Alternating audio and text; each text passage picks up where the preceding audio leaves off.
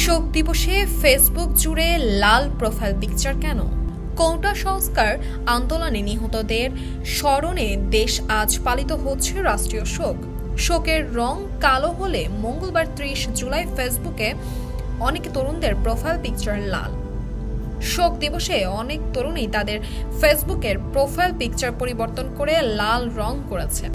গত ২৯ জুলাই রোজ সোমবার মন্ত্রিসভার পক্ষ থেকে শোক দিবস পালনের সিদ্ধান্ত নেওয়া হলে আন্দোলনকারী ও সাধারণ শিক্ষার্থীদের একটি অংশ এটি প্রহসন উল্লেখ করে প্রত্যাখ্যান করেন এবং নিজেদের প্রোফাইল পিকচার হিসেবে লাল রং বেছে নেন। গত সোমবার রাত থেকেই ফেসবুকে শিক্ষার্থীদের নতুন এই ট্রেন্ড শিক্ষার্থীদের পাশাপাশি যোগ দেন নানা পেশার মানুষ।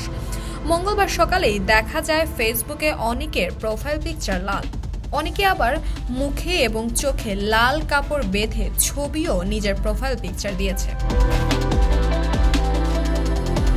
এদিকে সরকারের পক্ষ থেকে ফেসবুক বন্ধ রাখা হলেও মঙ্গলবার ৩০ জুন টেলিযোগাযোগ ও তথ্য প্রযুক্তি প্রতিমন্ত্রী জুনায়েদ আহমেদ পলক নিজের ভেরিফাইড প্রোফাইলে কালো পতাকার পিকচার দিয়েছেন।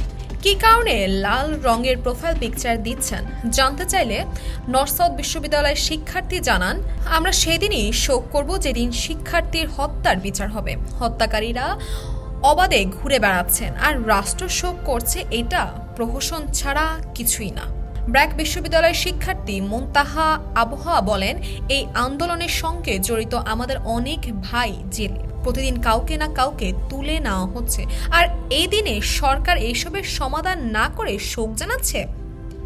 দিনে নাটক, রাতে আটক, এইসব আর চলবে না।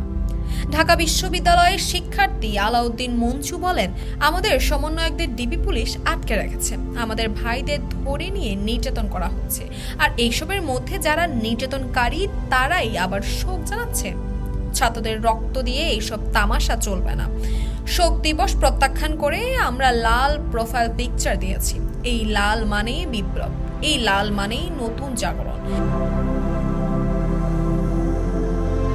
শিক্ষার্থীদের লাল প্রোফাইল পিকচার উদ্বুদ্ধ হয়ে অনেকে পেশাজীবী মানুষও নিজেদের প্রোফাইল পিকচার লাল করেছেন। তাদের একজন মাইনুল ইসলাম পেশাগত কারণে আন্দোলনে যেতে পারেনি, কিন্তু ছাত্র হত্যা বিচার চাই। যেভাবে ছাত্র হত্যা করা হয়েছে স্বাধীন বাংলাদেশে এটি নজিরবিহীন। এর আগে ২৯ জুলাই রোজ সোমবার মন্ত্রী পরিষদ সচিব মাহবুবুর হোসেন জানান, কোটা আন্দোলন ঘিরে সহিংসতায় নিহতদের স্মরণে মঙ্গলবার সারা দেশে শোক পালনের সিদ্ধান্ত নিয়েছে মন্ত্রিসভা।